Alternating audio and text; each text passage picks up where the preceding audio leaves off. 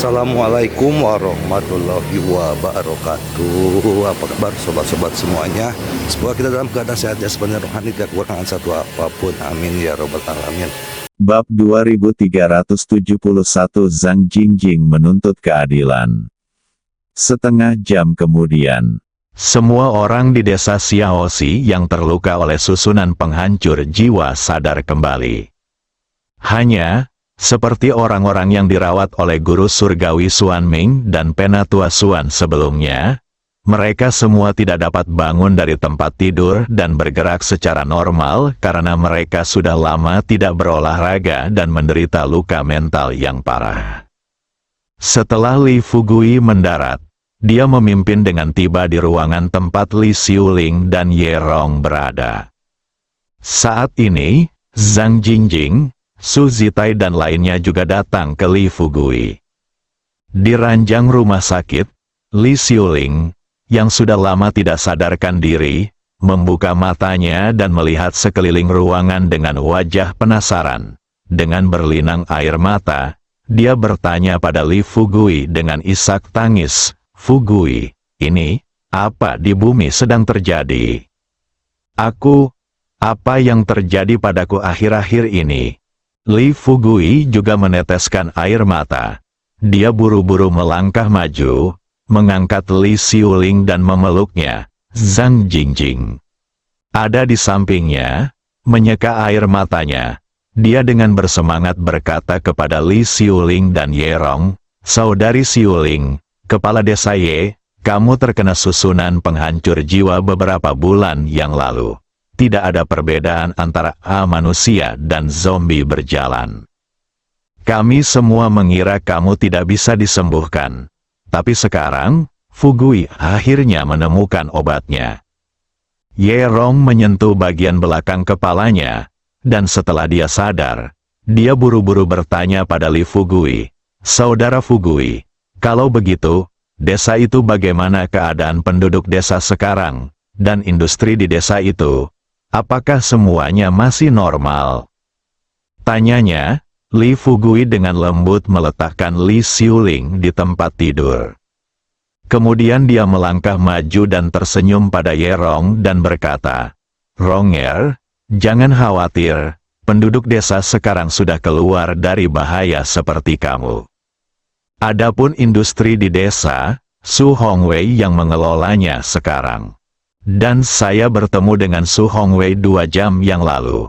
Setelah Anda pulih sepenuhnya, Anda dapat kembali dan menyerahkan pekerjaan itu kepadanya sebentar. Ketika saatnya tiba, kamu akan menjadi kepala desa di desa Xiaoxi." Setelah mendengar ini, Ye Rong tersedak dan berkata dengan suara rendah, "Selama penduduk desa baik-baik saja." Brother Fugui, apakah bahayanya sudah ada diangkat? Sudah lama sekali, jadi seharusnya tidak ada masalah, kan? Li Fugui berbalik dan melihat ke arah Tianxi Xuan Ming dan penatua Xuan yang berdiri di depan pintu. Lalu berkata dengan dingin, "Bahayanya belum terjadi, benar-benar tersingkir. Tapi jangan khawatir, mulai hari ini, saya jamin tidak ada yang berani datang ke desa Xiaoxi untuk menimbulkan masalah bagi Anda." Li Fugui berkata terus terang kepada Sister Ming, Jenny dan yang lainnya, "Ngomong-ngomong, kamu keluar dulu." Meskipun Sister Ming, Jenny dan yang lainnya tidak tahu apa yang direncanakan Li Fugui, namun mereka berbalik dan keluar dengan sangat patuh. Segera, hanya ada 3 orang yang tersisa di rumah itu. Saat itulah Li Fugui mengeluarkan cairan induk Black Spirit yang dibawanya. Obat penyembuh ini bisa membuat ketagihan jika diminum dalam jangka waktu lama. Namun meminumnya sesekali dapat membantu orang pulih dengan cepat. Saat Li Fugui memberi cairan ibu roh hitam masing-masing kepada Li Xiuling dan Ye Rong, wajah kedua gadis itu langsung memerah. Li Xiuling juga bersorak dan segera duduk dari tempat tidur. "Fugui, maksudmu, orang-orang ada di sini sekarang, kan?" Li Xiuling berkata dengan tergesa-gesa. Dalam hal ini, kamu harus segera memberikan beberapa obat yang kamu berikan kepada kami kepada penduduk desa. Li Fugui tersenyum pahit saat ini dan berkata, Saudari Xiuling, setelah meminum cairan induk Blackling, bukan hanya manusia yang dapat dengan cepat memulihkan kesehatan dan pada saat yang sama membangkitkan vitalitas dalam tubuh manusia. Kamu dan Roger sudah meminum cairan roh sebelumnya, jadi tubuhmu masih sedikit berbeda dari tubuh penduduk desa. Aku akan melakukannya, meminumnya untukmu, itu tidak akan berdampak banyak. Tetapi jika saya memberikan cairan induk Black Spirit kepada penduduk desa, jangan bicara apakah itu akan membawa efek samping bagi mereka. Mungkin itu akan membawa masalah yang tidak perlu ke desa Xiaoxi kita lagi. Selain itu, kalian jangan khawatir. Meskipun orang-orang di sini belum pulih sepenuhnya, saya akan meminta Jingjing untuk membeli lebih banyak obat herbal Tiongkok dan membuatkan sup obat untuk diminum orang-orang. Saya yakin dalam 7 hari, semua orang akan kembali sehat.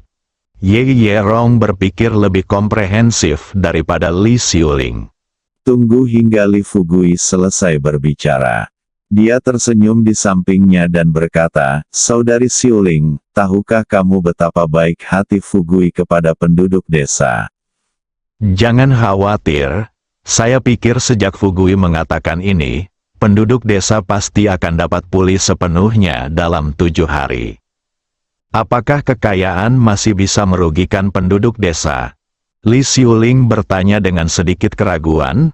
Fugui, apakah ada hal lain yang ingin kamu katakan kepada kami? Li Fugui duduk di samping tempat tidur, menyatukan Yerong dan Li Xiuling lengan, lalu berkata terus terang kepada mereka berdua, tidak lagi, aku hanya ingin memelukmu sekarang. Wajah Li Xiuling langsung memerah, agak malu, dia berkata kepada Li Fugui, yuk. Kupikir kamu memberikan semuanya karena kamu memiliki hal penting lainnya. Li Fugui tersenyum tipis dan mencium kening Li Xiuling dan Yerong, lalu berkata terus terang kepada mereka berdua, tidak, aku hanya merindukanmu. Di saat yang sama, aku merasa kasihan padamu. Karena kelalaianku kali ini, aku hampir membiarkanmu. Li Fugui belum selesai berbicara. Li Xiuling mengulurkan tangannya dan menutup mulut Li Fugui, dan berkata kepada Li Fugui dengan serius, Fugui, bukankah kita semua sudah lebih baik sekarang? Oke, biarkan masa lalu berlalu, dan jangan khawatir. Setelah berpikir tentang hal itu, Li Fugui mengangguk dan memeluk Li Xiuling dan Yerong. Itu lebih ketat, 20 menit berlalu dalam sekejap. Sister Ming tidak dapat membayangkan apa yang dilakukan Li Fugui, Li Xiuling dan Yerong, tetapi Jenny dan Hua Duo agak berbeda. Dia mencoba mengajak Sister Ming masuk dan mengganggu Li Fugui, Li Xiuling dan Yerong yang melakukan pekerjaannya dengan baik, tetapi Jenny hanya berdiri di koridor dan memandang Su Zitai dan Zhang Jingjing setelah ratusan tentara dari tentara utara tewas di tangan Tuan Xuan Ming. Beberapa garis hitam tiba-tiba muncul di dahinya, dan kemudian dia menatap ke arah Tuan Xuan Ming dan yang lainnya. Dia berteriak kepada saudari Ming yang tidak jauh dari situ, Direktur Ming, apakah kamu tidak akan mengurus masalah ini? Saudari Ming tercengang. Dia bertanya kepada Zhang Jingjing dengan rasa ingin tahu. Jingjing, kamu bilang kamu akan membiarkan aku mengurus masalah ini? Zhang Jingjing berkata terus terang, 100.000 tentara utara tidak pernah berselisih dengan sekte tersebut selama bertahun-tahun. Tapi kali ini, pemimpin sekte benar-benar memimpin para tetua sekte untuk melukai begitu banyak tentara Angkatan Darat Utara sekaligus. Bukankah maksudmu kamu tidak bermaksud menghukumku? Saudari Ming sangat membenci perilaku Tuan Xuan Ming dan yang lainnya. Tapi inilah masalahnya. Orang yang bersaing dengan sekte tersebut sekarang bukanlah Biro ke-6 atau 100.000 tentara utara, tetapi Li Fugui. Dalam hal ini, jika dia memberi perintah, biarkan 100.000 tentara utara menyerang sekte tersebut. Dari perspektif efektivitas tempur, meskipun tentara utara lebih unggul, mereka dapat sepenuhnya melenyapkan 6 sekte besar dari dunia ini. Namun melakukan hal itu akan menyebabkan 2 masalah besar. 1. Dia mengetahui kekuatan tempur sekte tersebut dengan sangat baik. Jika terjadi perkelahian, bahkan jika 100.000 tentara utara dapat menghancurkan sekte tersebut, mereka juga akan menderita banyak korban. Tanggung jawab utama tentara utara bukanlah menangani murid sekte tersebut, tetapi menjaga perbatasan. Ketika negara-negara lain mengetahui bahwa 100.000 tentara utara menderita banyak korban dan tidak terlindungi sepenuhnya, Tiongkok akan memulai perang. Pada saat itu, kehidupan masyarakat biasa pasti akan hancur. Kedua, itulah kekuatan di balik sekte ini. Setiap sekte memiliki keluarga kaya yang didukungnya. Suatu ketika keluarga kaya ini mengetahui bahwa sekte di belakang mereka telah menghilang. Maka keluarga kaya dan keluarga bangsawan ini pasti akan memperjuangkan kepentingannya sendiri. Di atas permukaan, hal ini sepertinya tidak berdampak banyak pada orang awam. Tapi sebenarnya, dalam permainan antara keluarga kaya, pada akhirnya rakyat biasalah yang menderita. Jika sebuah keluarga kaya menghilang, ratusan ribu atau bahkan ratusan ribu orang bisa kehilangan pekerjaan. Dampak seperti itu, hal ini secara langsung akan membawa pukulan telak bagi banyak orang. Namun, tepat ketika Sister Ming tidak tahu bagaimana menjelaskannya kepada Zhang Jingjing. Di sebelahnya, Su Zitai berdiri.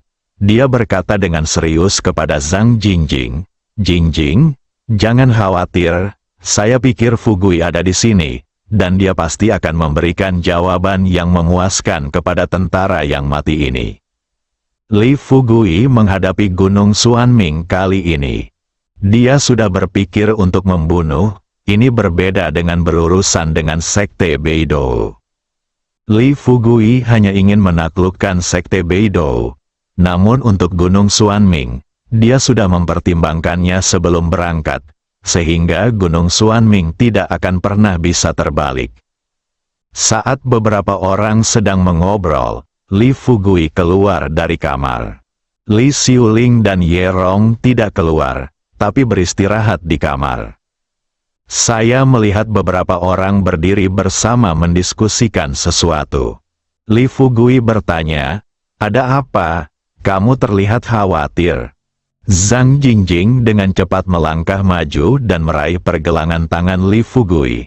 Dengan berlinangan air mata, dia berkata dengan marah kepada Li Fugui, "Fugui, beritahu aku sekarang, begitu banyak tentara dari utara tentara tewas di sini. Bukankah Anda berencana memberi mereka penjelasan?" Li Fugui berkata terus terang, "Jangan khawatir, saya pasti akan memberi mereka penjelasan." Setelah mengatakan itu, Li Fugui mengubah topik dan berkata kepada Zhang Jingjing, "Jingjing, jangan khawatir tentang bagaimana saya akan menangani ini masalah sekarang. Masih ada hal yang sangat penting yang menunggu untuk Anda tangani." Zhang Jingjing menerima jawaban tegas dari Li Fugui. Dia bertanya ragu-ragu, "Ada apa?" Li Fugui berkata dengan serius, "Saya akan meminta saudari Gao untuk memberi Anda sejumlah uang nanti. Anda dapat menggunakan uang ini untuk membeli obat herbal Tiongkok yang umum. Saya akan memberikan resepnya kepada Anda di waktu itu.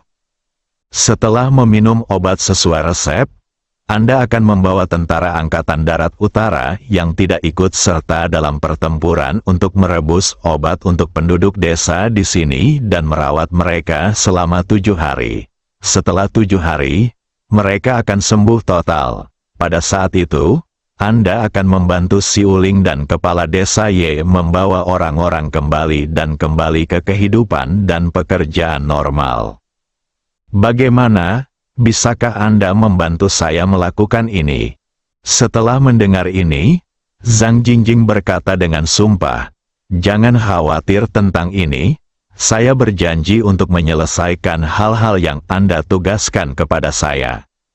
Li Fugui mengulurkan tangannya, dan Zhang Jingjing segera mengerti dan segera mengeluarkan buku catatan dan pena yang dibawanya. Li Fugui segera menuliskan resepnya di buku catatannya, lalu menelepon Gao Yunru dan meminta Gao Yunru untuk mentransfer uang ke Zhang Jingjing. Setelah semuanya selesai, Li Fugui hanya melambai kepada Zhang Jingjing dan berkata, "Oke, pergilah dan lakukan pekerjaanmu sekarang." Zhang Jingjing sepertinya tidak ingin pergi sekarang. Dia berdiri di sana, cemberut dan berkata, "Tapi saya masih ingin melihat bagaimana Anda berencana menangani masalah ini." Li Fugui tersenyum dan berkata, "Apa yang menarik tentang ini?" Zhang Jingjing berkata dengan sedikit marah, "Saya khawatir Anda akan melakukannya. Sekte ini jaringan murid, mari kita terbuka." Li Fugui mendengus. Saya mungkin terbuka untuk sekte lain. Tetapi untuk Gunung Xuanming, kali ini saya akan membuat mereka membayar dengan darah." Tuan Xuanming dan Penatua Xuan, orang-orang seperti jatuh ke dalam gua es. Wajah mereka pucat, berdiri tidak jauh dari sana sambil menggigil. Zhang Jingjing melihat kebencian yang tak ada habisnya di mata Li Fugui. Saat itu, dia mengangguk dan berkata, "Baiklah. Kalau begitu saya akan pergi membeli bahan obat Tiongkok untuk penduduk desa dulu. Tapi jangan lupa bahwa ketika saya kembali, saya akan bertanya kepada Komandan Su tentang cara Anda menangani masalah ini." Mengangguk sebentar, setelah Zhang Jingjing pergi, Li Fugui kemudian memandang Su Zitai dan berkata terus terang, "Komandan Su, tolong hitung berapa banyak prajurit tentara utara yang baru saja dikorbankan." Dia tersedak dan berkata kepada Li Fugui, "Totalnya ada 512 orang." Li Fugui mengangguk. Kemudian dia berkata terus terang kepada guru surgawi Xuanming dan Penatua Xuan di depannya, "Saya sudah memberitahu Anda sebelum saya datang ke sini bahwa jika satu orang meninggal di sini, 10 dari Anda di Gunung Xuanming akan mati. Dan 12 orang akan mati. Jika seseorang terbunuh, maka kita akan pergi ke Gunung Xuanming nanti, dan kamu juga harus membunuh 5.120 murid Gunung Xuanming. Selain itu, ada 512 orang. Kalian masing-masing Xuanming San harus menghabiskannya 5 juta untuk kompensasi, dengan total biaya 3 miliar. Tuan Xuanming, apakah Anda setuju atau tidak setuju dengan penanganan saya atas masalah ini?" Kakinya terasa lemas. Dia berlutut di depan Li Fugui sambil menjatuhkan diri. "Li Guzu, tolong, jika Anda mengizinkan saya membayar, saya setuju. Jangankan 3 miliar, itu akan menjadi 30 miliar.